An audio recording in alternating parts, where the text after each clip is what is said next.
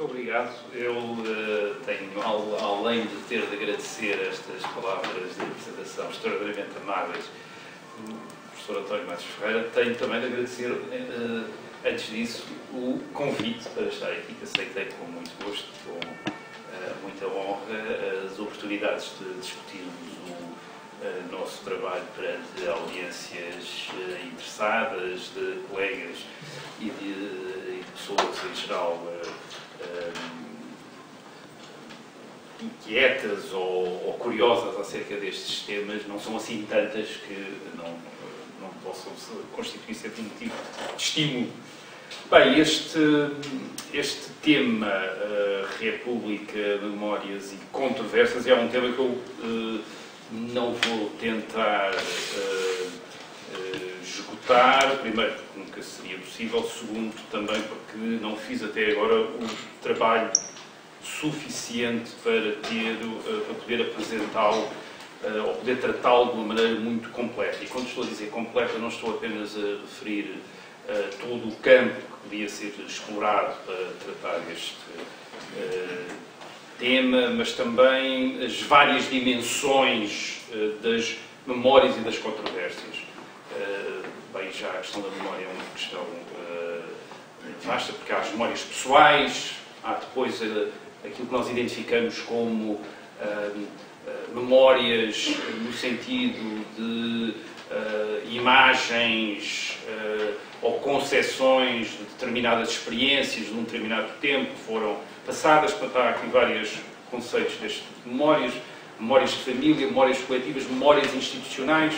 Há memórias desta experiência que resultou da tomada do poder em Portugal pelo Partido Republicano Português, em 5 de outubro de 1910, que deixou vários tipos de memórias.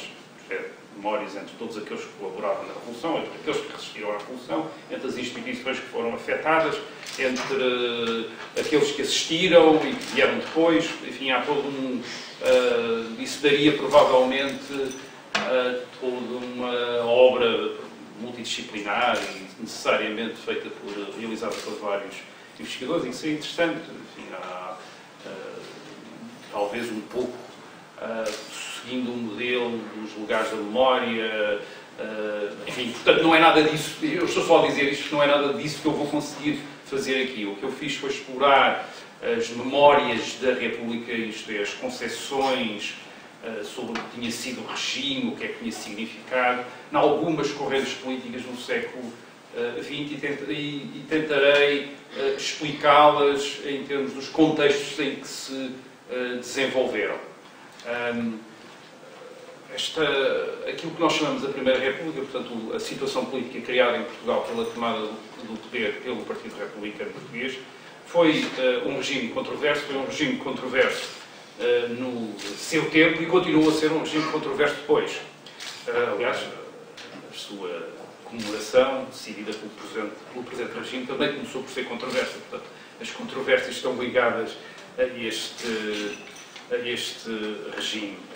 Mas essa controvérsia é frequentemente caricaturada, reduzida a um simples confronto entre defensores de um chefe de Estado eletivo e defensores de um chefe de Estado dinástico, ou até ao confronto entre democratas e autocratas, e é essa caricatura que não tem essa razão de ser. Isto é, as controvérsias foram muito mais complicadas, as controvérsias que suscitou o monopólio do poder pelo Partido Republicano foram muito complexas, e as memórias que foram construídas ao longo do século XX dessa experiência política foram também muito complexas, evoluíram, tiveram várias dimensões, e era para isso que eu gostava de chamar a atenção. Portanto, mais do que esgotar o campo de investigação, chamar apenas a atenção para essa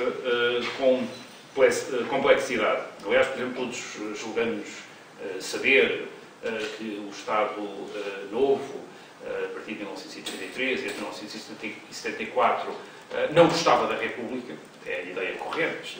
Aliás, até às vezes já quando se faz algum trabalho menos laudatório para com o regime de 1910-1926, imediatamente se diz: isso parece que está a repetir a propaganda do Estado Novo.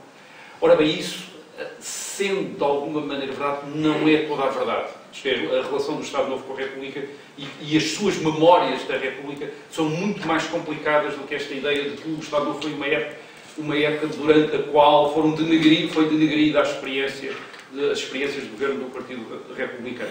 Não. Foram mais complexos e, de repente, podemos encontrar, até mesmo em discursos do chefe máximo do Estado Novo, da referência máxima do Estado Novo, Salazar, de repente, elogios a figuras republicanas. E até aquelas mais inesperadas, como por exemplo é Afonso Costa. Quer dizer, isso encontra-se e a tentativa de estabelecer pontos com a experiência republicana é mais frequente do que parece. Quer dizer, portanto, isto dá uma ideia da complexidade. Mas eu queria aqui explorar a construção dessas memórias em 3 áreas. Uma daqueles que eu iria entre várias, portanto, isto podem perguntar, mas porquê é que esses 3 correntes e não outras? Bem, porque foi aquelas que eu comecei a estudar e aquelas que eu tenho já estudado. Há outras que não estudei tanto, mas depois podemos talvez abordar, porque também já tenho algumas ideias a esse respeito, podemos também depois abordar durante o debate. Uma dessas correntes será aquilo que eu designaria como a daqueles que se continuaram a identificar de alguma maneira com o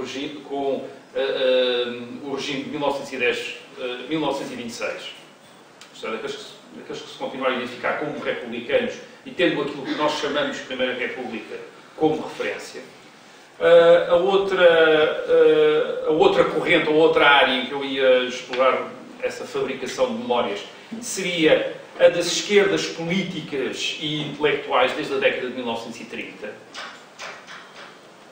E, finalmente, apenas porque não terei tempo para mais, e espero conseguir chegar aqui, as memórias do Estado Novo, isto é, do próprio Estado Novo em relação a essa Primeira República.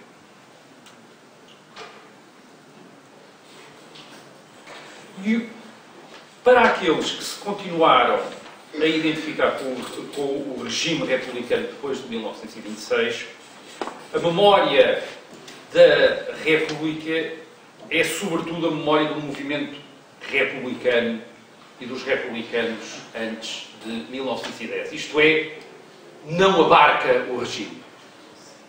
As várias histórias publicadas por autores que se classificavam a si próprios como republicanos, a ser histórias que têm o título de História da República Portuguesa, geralmente acabam todas em 1910. Isto é, nenhuma delas inclui a República Portuguesa. O que é? Luís Montalvo, Lopes Oliveira, Carlos Ferrão Calagrande, 1907. Isto é, acaba tudo onde um leitor desprevenido julgava que eles começassem. Quer dizer, que em 1910 acabou a história. Isso às vezes tem uma explicação, é dada uma explicação para isso, um bocadinho simplista, que é, eles, ao escreverem sobre a ditadura militar do Estado Novo, estariam com medo de retaliações. Bem, isso não é verdade, que se fosse necessário que isso acontecesse. É muito mais provável que eles tentassem, ou a sua principal preocupação fosse escapar às controvérsias da governação republicana e lembrar aquela época antes de 1910 em que o Partido Republicano, aparentemente, supostamente, porque também não é verdade, mas supostamente estaria a estar perante um inimigo comum, isto é, um regime que teriam tentado derrubar. Mas esta não é a única razão. A outra razão tem a ver com o significado que eles próprios atribuem à República em Portugal. Isso é muito claro, por exemplo, na história dirigida por Luís Montalvo, a história do regime republicano em Portugal, publicada entre 1930 e 1932, em que aquilo que se está a fazer, aquilo que se começa a fazer é uma história de Portugal do ponto de vista republicano. E a ideia é ver a República como a razão de ser, a dinâmica da história de Portugal. Havia alguns que começaram nesta história de Luís Montalvo a falar da República a propósito das comemorações camunianas de 1880, outros a propósito do ultimato britânico de 1890, e em todos o grande objetivo é fazer coincidir o movimento republicano com a emergência do nacionalismo moderno em Portugal. Isto é, identificar nacionalismo e republicanismo. Essa é a grande preocupação. Nacionalismo, patriotismo e republicanismo. E, portanto, fazer coincidir o movimento republicano com estas aparentes primeiras manifestações inaugurais deste corrente nacionalista e patriótico contemporâneo.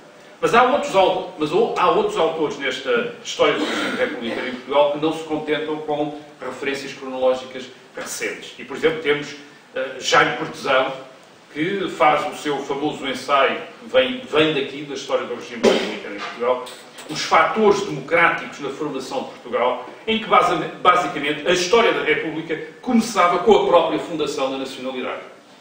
A história da República Portuguesa começa com a fundação da nacionalidade. E, obviamente, esta maneira de conceber a República está determinada pela vontade, primeiro pela vontade dos republicanos e, sobretudo, desta geração de republicanos da década de 30, de resistir à apropriação do nacionalismo pela direita tradicionalista, por exemplo, os integralistas de António Sardinha, estão a tentar resistir a essa apropriação, a dizer não, o nacionalismo é republicano, não é deles.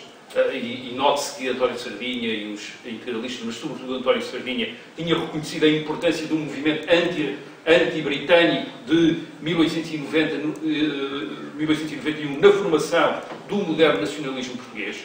Tinha, aliás, inclusivamente reconhecido a importância, por exemplo, da Revolução do 31 de janeiro de 1891 no Porto para as origens desse nacionalismo, isto é, reivindicando quase como um património também dos integralistas e não do regime de 1926. Ele mesmo diz Sardinha que o integralismo lusitano era o verdadeiro herdeiro do republicanismo nacionalista. Portanto, era necessário contrariar esta apropriação do republicanismo pelos integralistas, porque esta geração republicana nunca esteve disposta a abdicar da causa nacionalista. Estas gerações republicanas, aquelas que surgiram na década de 20 e que continuam a dirigir estes tipos de trabalhos na década de 30. Era assim, aliás, que eles tendiam a justificar nesta época o regime proclamado em 1910, isto é, como uma reação da nação perante a sua decadência.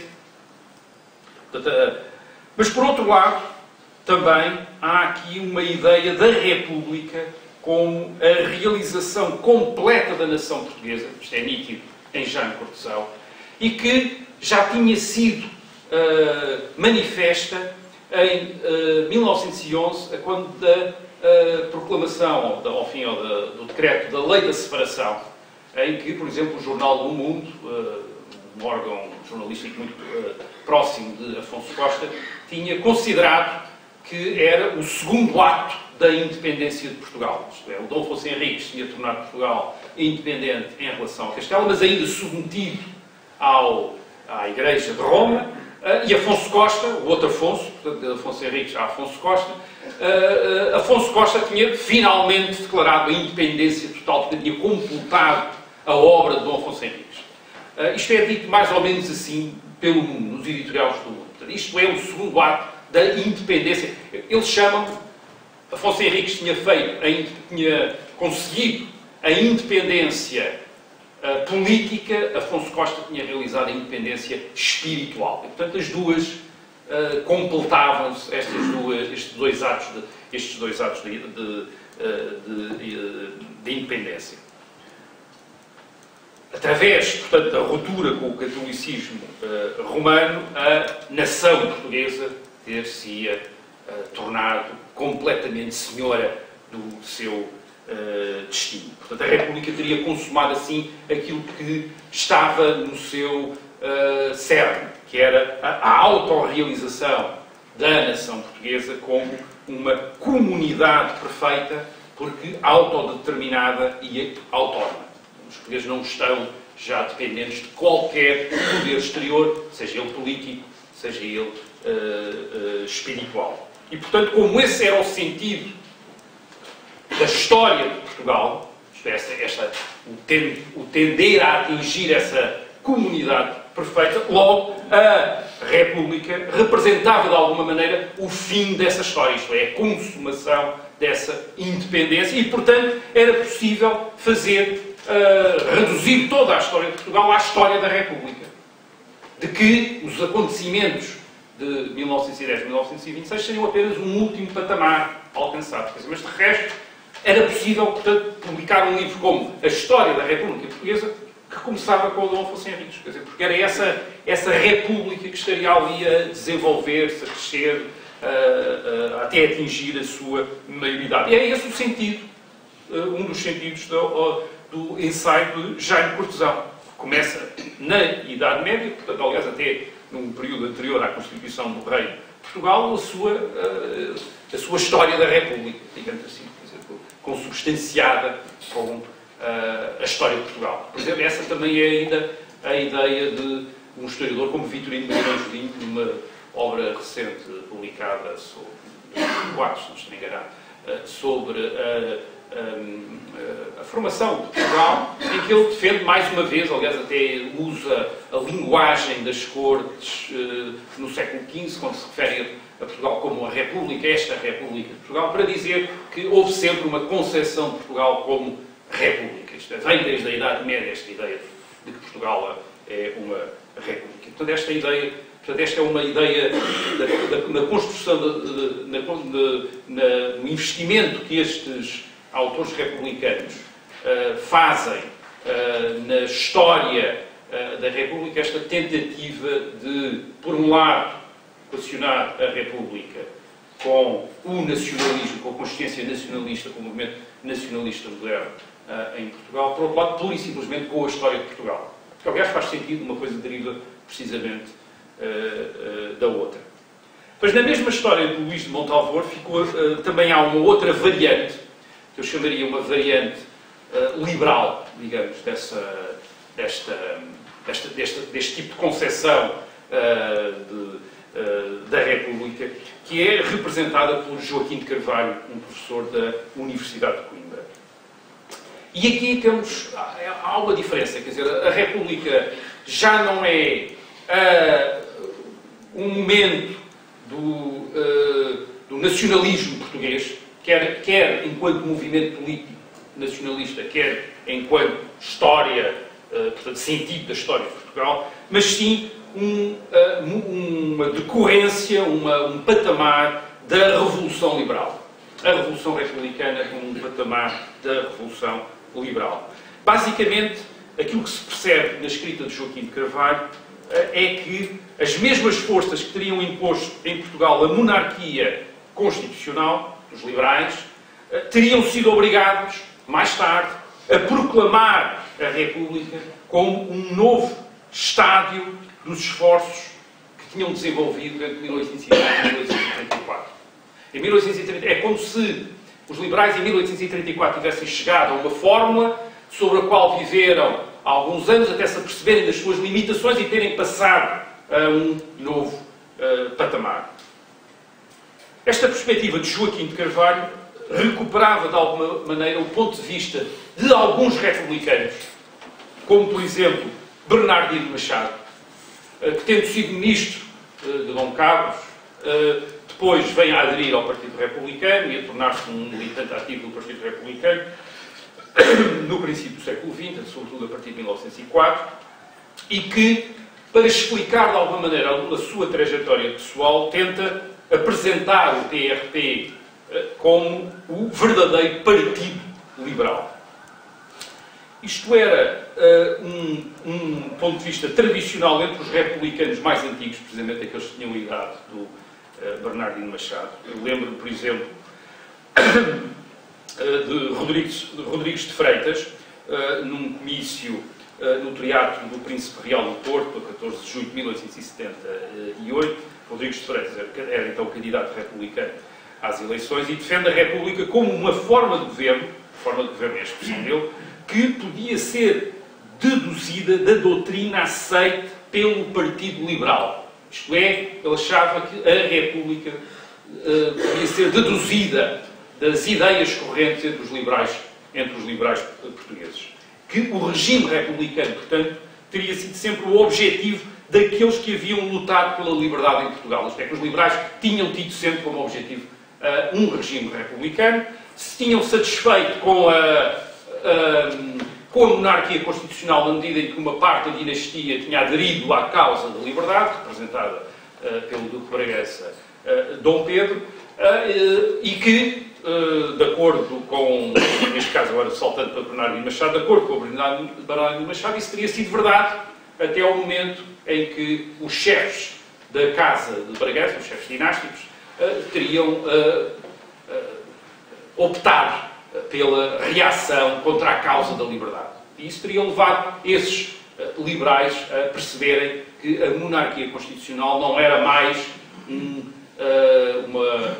uma fórmula na qual pudessem desenvolver os seus objetivos de republicanização do Estado e, portanto, teriam sido obrigados a sair da fórmula da monarquia constitucional. Isso teria a ver, repito, quer com as opções, no caso do Bernardino Machado, muito claramente as opções de Dom Carlos, quer com aquilo que eles classificam também como uma nova reação ultramontana no fim do século XIX.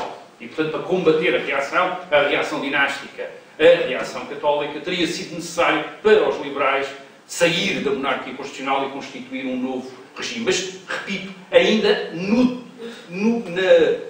decorrendo esta luta do próprio projeto dos liberais de constitucionalizar a vida em Portugal. E neste sentido, portanto, a Revolução Republicana e a República não teria sido mais do que uma nova fase da Revolução Liberal, portuguesa. Isto é uma concepção interessante da parte dos republicanos, porque reacionários como os integralistas lusitanos vão também adotar esta ideia. Isto é, se lermos em António Sardinha, em Alfredo Pimenta, está muito clara a ideia de que a monarquia constitucional era, para empregar a expressão de Alfredo Pimenta, uma antecâmara da República. Isto é, que aquele regime a partir de 1820, 1834 já era praticamente uma república, portanto faltava apenas afastar o rei. Portanto, aqui digamos que estes republicanos liberais tinham este ponto comum em termos de interpretação com os integralistas, mas partindo daqui para valorizações completamente diferentes de ambos os regimes, isto é, quer da monarquia constitucional, quer da República. Mas, portanto, esta é algo que vamos encontrar em termos de memórias da República. Isto é uma reinterpretação da República como uma fase da liberalização da história liberal portuguesa. E, portanto, em que haveria uma sequência do género Passos Manuel, Bernardino Machado, Afonso Costa, isto é, dentro dos setembristas para os republicanos. Aliás, também é interessante que o próprio regime, a partir de 1910 vai comemorar algumas das figuras dos liberais. Por exemplo, em 1917, Gomes Ferreira de Andrade e os mártires da pátria. Claro que havia aqui um terreno comum, até constituído pela própria maçonaria, que permitia esta circulação de comemorações e de valorização entre o próprio regime republicano e os seus antecessores. A segunda corrente, ou o segundo campo que eu gostaria de explorar aqui é das esquerdas políticas e intelectuais desde a década de 1930. Isto é, quer aqueles que vão desembocar na década de 60 e 70 no Partido Socialista ou no Partido Comunista, portanto, nas esquerdas socialistas e comunistas. Sabemos hoje, depois de vários estudos, que essas esquerdas do século XX, mais propriamente do século XX, mais recentes, socialista e comunista, tiveram a sua base nas elites republicanas. Algumas delas tentaram esconder isso, como foi o caso dos comunistas, tentaram esconder isso, mas que essa filiação é hoje clara em termos investigação, isto é, por exemplo, a nível das elites universitárias da década de 30, células do Partido Comunista que tiveram a sua base em lojas maçónicas de estudantes. A história depois foi reescrita por esses próprios comunistas para apagar essa sua fase maçónica inicial, sobretudo a partir do momento em que a direção do partido decidiu proibir as duplas filiações no partido e na maçonaria.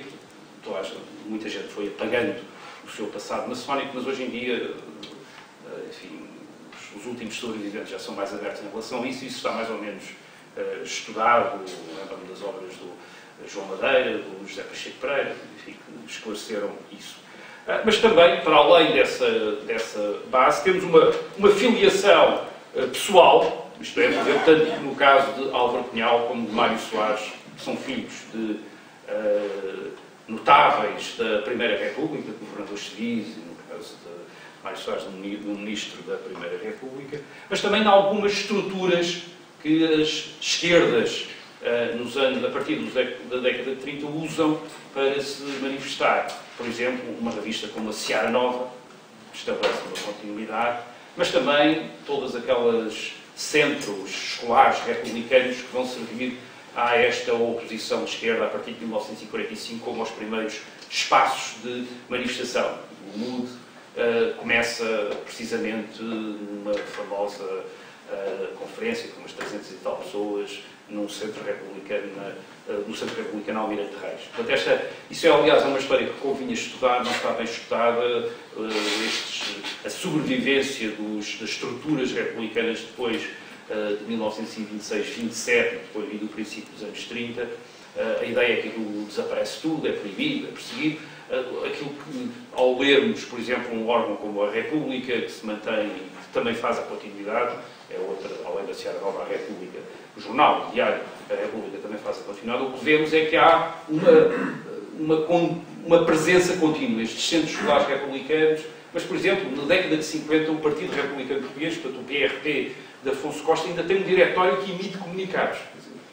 Ainda tem comunicados. Quer dizer, isso não está estudado. Quer dizer, é uma coisa que seria muito interessante estudar, a sobrevivência, obviamente, destas redes de relações, de fidelidades, de memórias, isto é, que memórias é que eles tinham, seria muito interessante estudar isso. Mas esta ligação umbilical às estruturas de poder antes de 1926 não impediu uma ruptura crítica destas novas esquerdas com o regime anterior, por vezes de uma maneira muito veemente e violenta. Isso tem a ver, obviamente, com o facto de, na oposição ao Estado Novo, a partir de 1926, virem a predominar um papel dirigente, por um lado, a esquerda republicana, e quando estou a falar da esquerda republicana, estou a falar mesmo da esquerda democrática, dos José Domingos dos Santos, que tinham sido muito críticos das lideranças do Partido Republicano antes de 1926, e, portanto, muito críticos do regime na sua fase final. E quando lemos imprensa na década de 30 próxima desta esquerda republicana, a linguagem que usam para o regime antes de 1926 é tão violenta como a dos integralistas e aquela que nós temos o hábito de atribuir ao Estado Novo. Quer dizer, eles são muito críticos, violentamente críticos do regime de antes de 1926.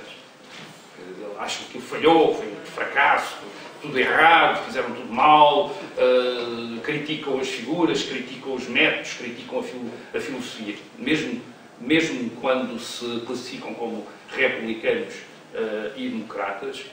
E depois temos uma outra corrente republicana que acaba também por constituir um polo crítico ativo ao Estado Novo, que é aqueles que estão associados aos republicanos conservadores como Cunha Leal e que também são muito críticos do regime antes de 1926 e das suas principais figuras, sobretudo Afonso Costa e os outros. Estou a falar de Cunha Leal porque ele está inicialmente associado, enfim, de maneira indireta, mas mais ou menos associado ao golpe de 1926, mas depois, enfim, vai-se afastando, e sobretudo a partir de 28, 29, e depois entra em choque, passa pelo exílio também, etc., e torna-se um crítico nítido do regime, embora com um estatuto diferente de outros críticos, mas ele, enfim, como figura republicana, é também um crítico do regime anterior a 26. Entre estas esquerdas políticas e intelectuais da década de 30, o que vai predominar é a visão, ou a crítica marxista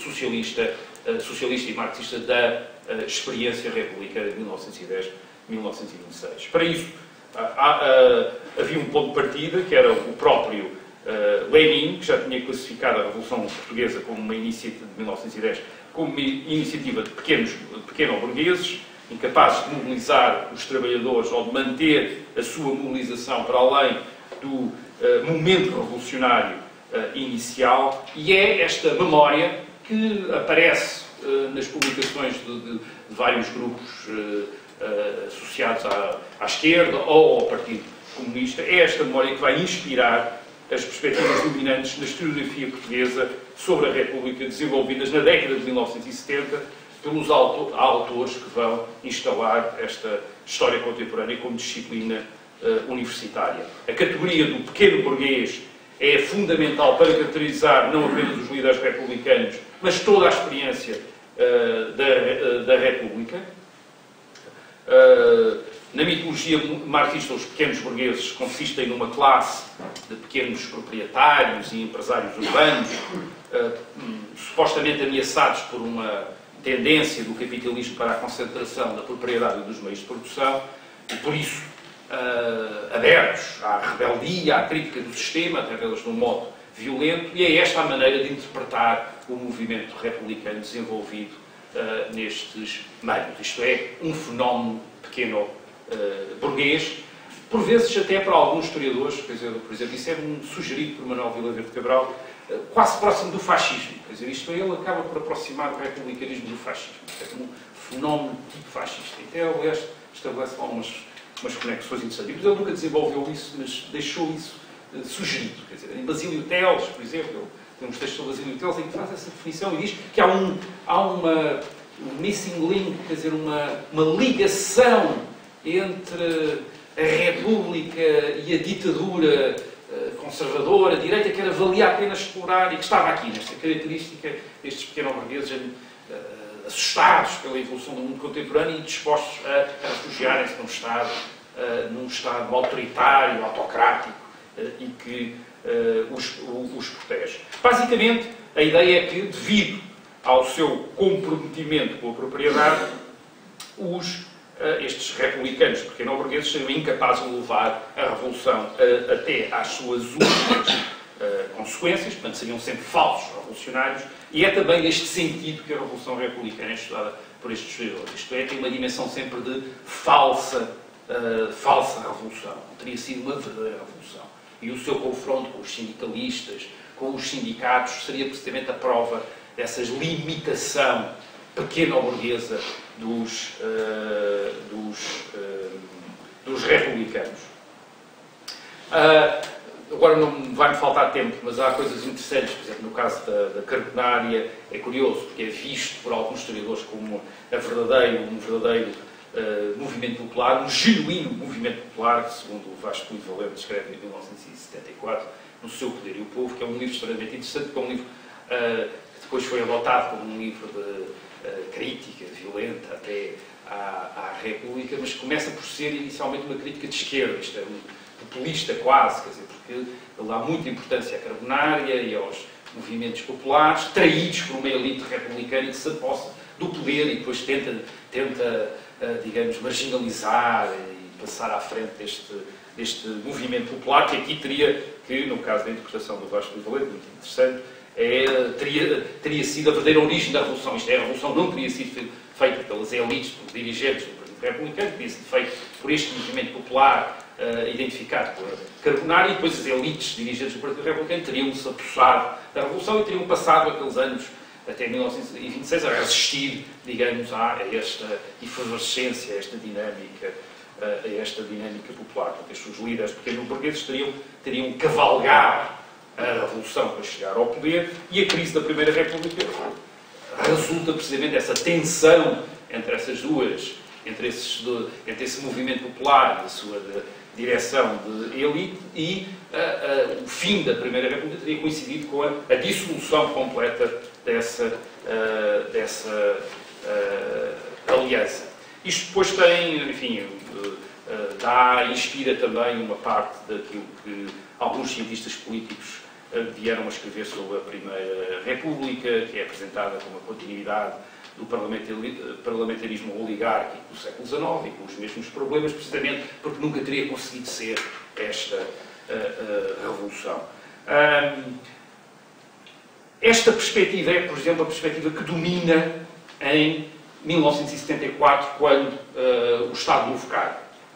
E temos, por exemplo, em julho de 1974, alguém como o Coronel Vasconcelos, quando toma posse do cargo de Primeiro-Ministro, faz um discurso e diz, para esclarecer, para que não fique com dúvidas, disse que tinha-se feito o 25 de Abril para acabar com o Estado Novo, mas de maneira nenhuma, diz Vasconcelos, para voltar à triste realidade de antes de 1926. A triste realidade de antes de 1926. Esta é a linha das esquerdas portuguesas no momento da Revolução de 25 de Abril. São as vozes mais violentas contra a experiência da Primeira República. É curioso ler, por exemplo, o editorial do Diário de Notícias de 5 de outubro de 1975, salvo erro, assinado por José Saramago, que é uma violência contra a Primeira República que nenhum monárquico, se calhar, assinaria bem aquelas coisas de tão violentas, que é um regime para esquecer, ou vergonha, etc. Uma coisa, como é que é possível comemorar uma coisa destas, etc. Uma coisa contra os trabalhadores, oprimiu a classe operária, enfim, uma coisa... As mudanças vêm posteriormente, mas mesmo o Partido Socialista, que é aquele que tem uma proximidade, mantém, alguns dos seus líderes mantêm alguma proximidade com a tradição republicana, dos republicanos, mesmo esse, mesmo o Partido Socialista, pela voz, por exemplo, de Mário Soares, é muito crítico da política anticlerical da Primeira República, diz que é um erro, isso foi uma das causas da queda, da crise da democracia em Portugal, essa política absolutamente errada. Isto, aliás, é uma das coisas também que as forças dominantes de esquerda durante a Revolução de 1974-75 têm muita preocupação, isto é, não entrar em confronto com a Igreja.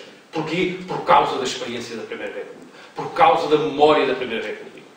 Mário Soares é o que diz mais claramente isso. Já não podemos repetir o que os nossos antecessores, portanto, os nossos avós, ou pais e avós, fizeram em 1910 e 1926, ao entrar em confronto com a Igreja, puseram em causa a sua possibilidade de governar Portugal. Portanto, a partir de agora, a esquerda tem de ter cuidado.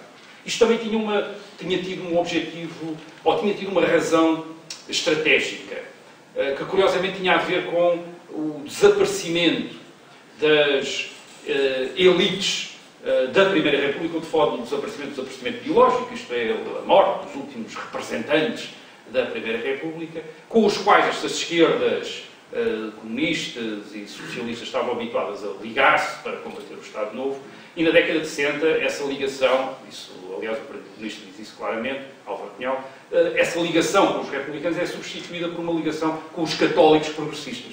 Se torna uma principal, digamos, interlocutor para uma transição, isto é, para uma saída do Estado Novo.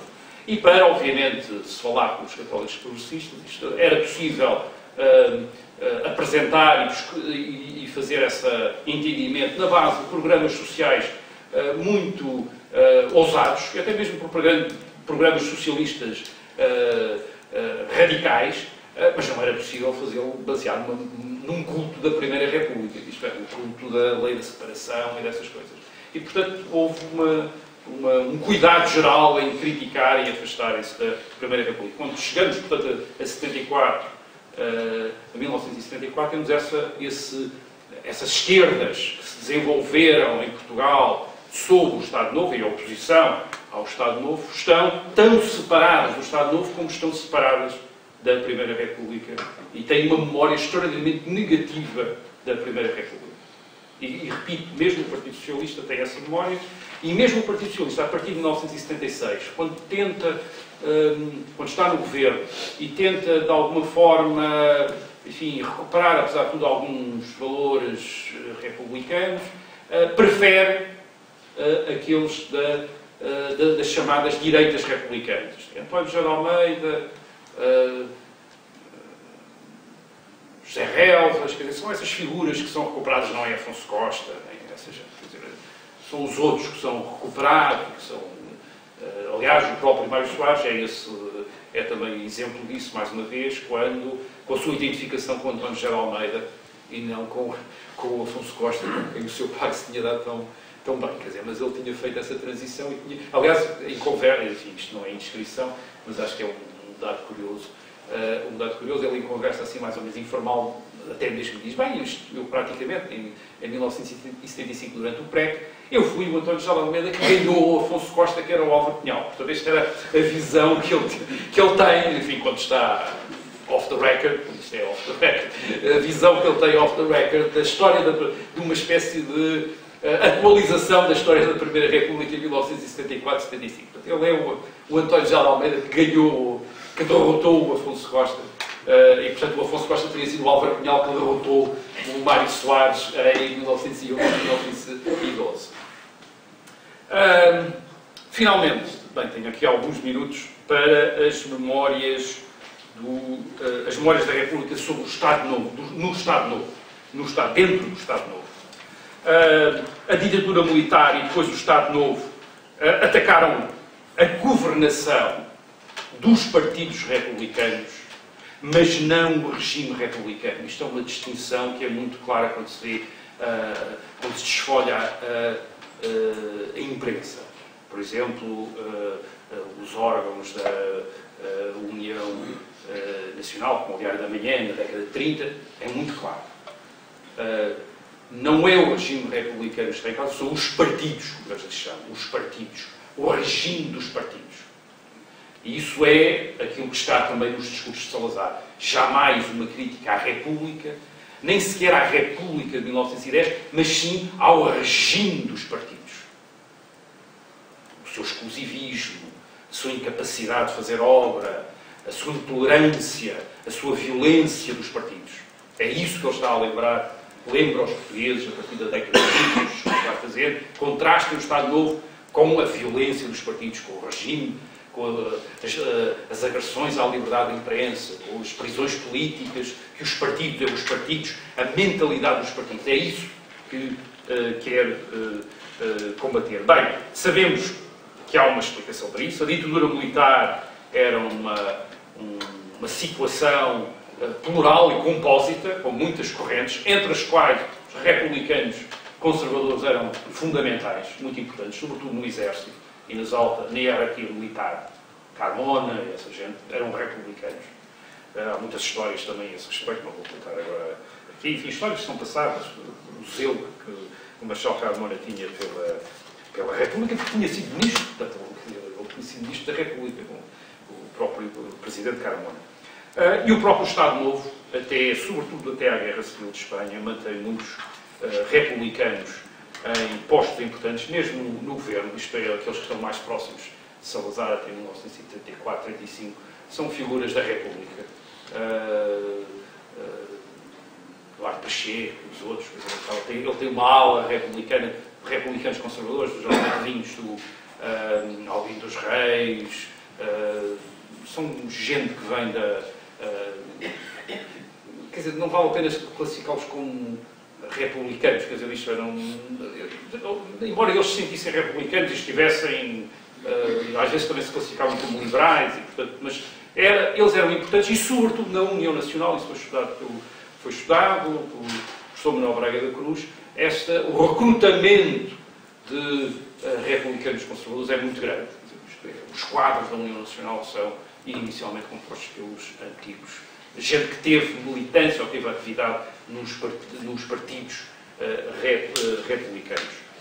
E vemos assim, na década de 30, a continuação da comemoração do 5 de outubro, as homenagens, mesmo ainda antes pela ditadura militar, enquanto António José de Almeida estava vivo, a António José de Almeida, e uma data, que é uma data que está identificada com a República, que é uma data fundamental e que se mantém sempre, que é o 9 de Abril, da Batalha de Lali. Os dois grandes, isto é, digamos que agora vou ter de me encurtar, porque não há muito mais tempo, mas a República do Estado Novo é uma República da Presidência da República, isto é, o Presidente da República associado ao 5 de outubro, às comemorações, e é, sobretudo, uma República do Exército. O Exército que tem o 9 de Abril e na intervenção da Primeira Guerra Mundial um dos seus elementos de identidade fundamental. E o exército que derrubou o Partido Republicano em 1926 fez-o também, em nome da República e em nome deste novo exército construído pelos próprios republicanos entre 1910 e 1926. E esta, aliás, é toda a hierarquia militar que faz o golpe de 1926, o 28 de maio, tem os postos que tem por causa dos governos republicanos, porque tinha a confiança dos governos republicanos. Quer dizer, eles não eram militares da monarquia, eram militares da República, aqueles que eram monárquicos mesmo, tinham sido afastados antes, sobretudo em 1919, depois do episódio da monarquia do Norte. Quer dizer, isto é, aqueles que estavam no exército eram mesmo os republicanos. Quer dizer, quem era, como estou a dizer, republicanos, eram aqueles que pelo menos aceitavam a República ou eram mesmo entusiastas da República. Aqueles que tinham dúvidas a esse respeito, que eram monárquicos, esses tinham sido afastados antes.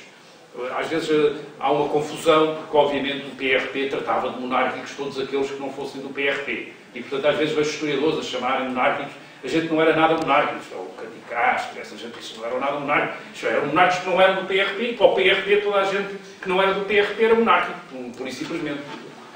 Agora, entre isso e eles serem mesmo, quererem mesmo a restauração da monarquia em Portugal, vai uma grande distância. Mas, portanto, sob o Estado Novo mantém-se essa identificação do exército com estas efemérides republicanas e do Presidente da República. Aquilo que o Estado Novo faz, sobretudo, é dissociar a República do regime dos partidos de 1910-26. Já dissocia, esse regime dos partidos é violentamente atacado, às vezes também como representante para aqueles autores, para aqueles salazaristas mais reacionários, como representante da democracia e do liberalismo, isto é isso que para o Alfredo Pimenta e para outros atacam esse regime dos partidos como representantes dos liberais e da democracia, mas a nível oficial, a nível do diálogo como o Diário da Manhã, é sobretudo o regime dos partidos. E essas características que estão presentes já na década de 30 tornam-se, reforçam-se na década de 1950 com aquilo que eu chamaria aqui, e perdoem-me da ligeireza e agora não poder, a republicanização de uma parte dos salazaristas, sobretudo aqueles que estão ligados a Marcelo Caetano, durante a crise de sucessão de Carmona em 1951. Há aquela possibilidade de restaurar uma monarquia que teria de ser restaurada na figura da família real descendente do Miguel, mas que não havia. A restauração da monarquia era também uma questão da evolução do regime, isto é, para onde é que o regime devia evoluir, e Marcelo Caetano faz discursos contra essa restauração, mas, por exemplo, Craveiro Lopes, o presidente Craveiro Lopes, é alguém que, na década de 50, enfatiza muito a comemoração do 5 de Outubro e torna o 5 de Outubro o principal momento de contacto da presidência da República com o regime. Até aí tinha sido o 1º de janeiro, como tinha sido na monarquia. Isto é o dia de Ano Novo. E é Craveiro Lopes que faz esta questão de se identificar muito claramente com o 5 de Outubro, precisamente para se dissociar daqueles que percebia que o Santos Costa e todos aqueles que eram chamados monárquicos não gostavam absolutamente nada dele, portanto aquilo era uma forma de marcar ainda mais, mas também de marcar a ligação com... enfim, isto tem aqui outras dimensões, como própria aproximação, uma certa aproximação entre Marcelo Caetano e alguns setores republicanos da oposição, como António Sérgio, que vai assistir a conferências de Marcelo Caetano, quer dizer, aquela ideia de que, a ideia fundamental é esta, era que, sob a República, seria possível uma transição para fora, para os republicanos da oposição que nisso participavam, seria possível uma transição para fora do Estado Novo, e para os salazaristas que nisso colaboravam, seria uma forma de integrar e sossegar aqueles setores da oposição. Isto é, Marcelo Caetano, obviamente, não queria sair do Estado Novo, mas gostaria que o António Sérgio e outras pessoas aderissem ou pelo menos deixassem de conspirar contra o Estado Novo. António Sérgio não estava interessado em entrar no Estado Novo, mas provavelmente estaria interessado em fazer com que Marcelo Caetano admitisse a possibilidade de vir a fazer vida política fora do Estado Novo, colaborando numa democratização do regime. E o chapéu para isto era precisamente a República. e determinadas ideias de república. Isto, que estas pontes que são feitas, digamos, pregar mal a expressão, mas quer dizer, um bocadinho pela ala, pelos liberais do regime, começam também a ser feitos pela direita do regime do Estado Novo a partir da década de 1960, à volta da questão colonial. A questão colonial já tinha sido um dos grandes pontos de contacto entre a ditadura militar, o Estado Novo e o regime de antes de 1926. E é algo que depois vai ser muito reforçado e uma memória fundamental da República que vai ser recuperada, digamos, oficialmente na década de 1960. Por exemplo, através de Norton de Matos, conhecido um opositor declarado em 1949, que agora é lembrado e citado constantemente, discursos oficiais, artigos na imprensa do regime, para justificar a linha de defesa ultramarina. Este é o momento em que velhos republicanos se aproximam do regime, Armando Cortesão, o irmão de Jaime Cortesão, Hernani Cidade, eles obviamente com grandes reservas, eles sempre, Norberto Rocha, eles sempre dizem, bem, nós não concordamos com a censura, nem com a expressão, mas o Portugal maior, isto é, o Portugal de mínima de Timor, tem de ser defendido e, como aliás o Hernani Cidade disse ao Franco Nogueira, isso foi nas memórias no Diário do Franco Nogueira, a política ultramarina do regime está na linha da continuidade da Primeira República. Mais uma vez, por exemplo, aí também o Presidente da República, Américo Tomás, faz questão de salientar isso, por exemplo, nas suas memórias, chama muito a atenção para isso. Até diz, quer dizer, aliás, faz uma ligação entre a intervenção de Portugal na Primeira Guerra Mundial, que tinha sido uma das decisões mais polémicas de Afonso Costa e do Partido Republicano, faz uma ligação entre isso e a decisão de defender o ultramar em 1961. Diz que são a mesma coisa. E depois, por exemplo, há casos interessantes, em 1973, um deputado na Assembleia Nacional dizer não percebe a oposição, derrubaram a monarquia porque a monarquia não defendia o ultramar e agora querem derrubar o Estado Novo e o Estado Novo defende o ultramar. Então, mas que incoerência que é esta? Portanto, esta ligação do regime, digamos, uma memória, aquilo que o Estado Novo em relação à República produz na década de 60 e no princípio da década de 70, é aquilo que eu chamaria uma memória colonial da Primeira República. O que, curiosamente, também se adequa bem ao conflito que neste momento o governo do Estado Novo já tem com a Igreja Católica. Isto é um conflito que, no caso tanto Salazar quanto Marcelo Caetano tem já aspectos quase tão graves como aqueles que teve Afonso Costa no seu tempo com o Vaticano e, portanto, basicamente há aqui uma ligação muito clara de, enfim, inimigos comuns, digamos, uma causa comum, a defesa do ultramar, outra causa comum, por exemplo, que é citada por Salazar, que é o equilíbrio das contas públicas. No discurso dos 40 anos, do 28 de maio de 1966, em Braga, Salazar, e eu digo isto porque isto nunca é anedótico, Salazar, aquilo era tudo medido a régua, compasso, pesado, cada palavra, cada referência, porque aquilo tem sentidos, e ele subitamente decide fazer uma homenagem ao Dr. Afonso Costa, que antes de mim foi o único que conseguiu, bem, aquilo é calculado, obviamente até para talvez ofender os católicos, ou dar-lhes um aviso do género, atenção, o Estado Novo até agora tem protegido, mas nós, qualquer um dia destes, lembramos que temos outras coisas em comum com o Dr. Afonso Costa, mas aquele elogio que não era absolutamente necessário, e a referência a Afonso Costa tem obviamente um sentido. Enfim, não queria estar a tomar mais, mas espero ter dado uma ideia de que as memórias, e sem ter explorado o campo todo, isto é, não falei dos católicos, não falei daqueles que se chamam monárquicos, espero talvez poder agora fazer umas referências no debate, mas para vos dar uma ideia da complexidade das memórias